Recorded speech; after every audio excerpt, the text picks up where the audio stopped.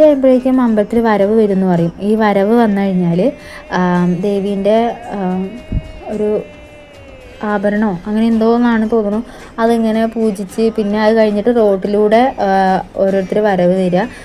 ഇതുപോലുള്ള ഒരുപാട്, ഇത് കാവടിയാണോ തെയ്യാണോ എനിക്കറിയില്ല, ഇതുപോലുള്ള കുറച്ച് ടീമുകൾ ഇങ്ങനെ വന്ന് ആദ്യം കുറച്ച് ടീം വന്ന് കളിച്ച് പോകും, പിന്നെ അടുത്ത ടീം വന്ന് കളിക്കും. അങ്ങനെ 3 ടീമായിട്ട് വന്നിട്ട് പിന്നെ ആ 3 ടീമും കൂടെ അമ്പലത്തിൻ്റെ നടേൻ്റെ ഉള്ളിലേക്ക് വരും. അവിടുന്ന് പിന്നെ അവരെല്ലാവരും കൂടെ കളിക്കും. പിന്നെ അതിന് പുറമെ തെയ്യം, മുത്തപ്പൻ, പിന്നെ എന്തൊക്കെയാണ് കുറേ അങ്ങനത്തെ കുറേ ആൾക്കാരുണ്ടായിരുന്നു. പിന്നെ ആരൊക്കെ ഉണ്ടായിരുന്നത്, കരിങ്കുട്ടിയൊക്കെ ഉണ്ടായിരുന്നു. ഇവരൊക്കെ വെച്ച് നോക്കുമ്പോൾ കരിങ്കുട്ടി കുറച്ച് ടെററായിരുന്നു. കാരണം ഭയങ്കര ഒച്ചയും വിളിയൊക്കെ ഇങ്ങനെ ആർത്ത് സൗണ്ടൊക്കെ ഉണ്ടാക്കിയിട്ടാണ് കരിങ്കുട്ടി വരുന്നത്.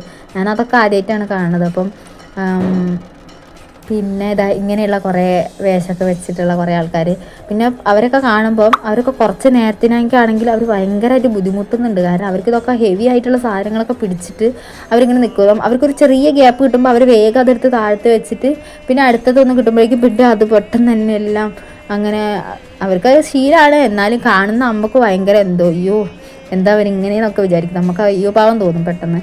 അവരെ മാർഗ്ഗമാണ്, വേറെ വഴിയില്ല. പക്ഷെ എന്നാലും പെട്ടെന്ന് നമുക്ക് കാണുമ്പോൾ വല്ലാത്തൊരു സങ്കടം തോന്നും. ഇതാണ് കരിങ്കുട്ടി. പിന്നെ നമ്മളെ അവിടെ ഉത്സവപ്പറമ്പിൽ ഒരുപാട് സാധനങ്ങൾ ഉണ്ടാവുമല്ലോ. അപ്പോൾ ഞാൻ നോക്കിയിട്ടുള്ളത്, ഞാൻ വാങ്ങിച്ചുള്ള കഴിക്കാൻ വേണ്ടിയിട്ട് ഈ ഉരുളക്കിഴങ്ങ് ഇങ്ങനെ മസാല ഒക്കെ തേച്ച് പിന്നെ അത് പൊരിച്ചെടുത്തിട്ട്